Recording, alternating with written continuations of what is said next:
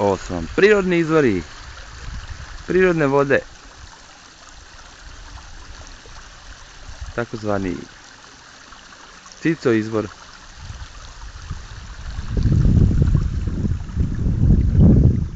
Ipak Nugatinovi mašta mogu stvarno svašta. A ima još vode, dobro. Morat ćemo i na drugo jezerce ići da... A eno ga tamo neki brko već. Neki veći rade dok ja snimam. Dobre, ima samo 82 godine. Može on to, on je jak momak. A inak sam ja ovo sam napravio, tako da može i on nešto da potkopa. Baš lijepo teče. Ode moje jezero.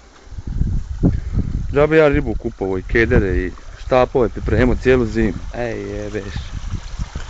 Vidi kako fina teče.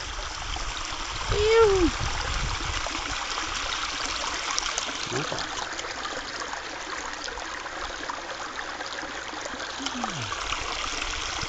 A si sta vidio sunce i to ja valjce vidio.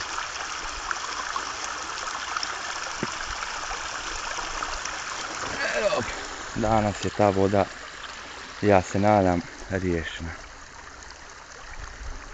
Bar se nadam. Ima je dosta, ali...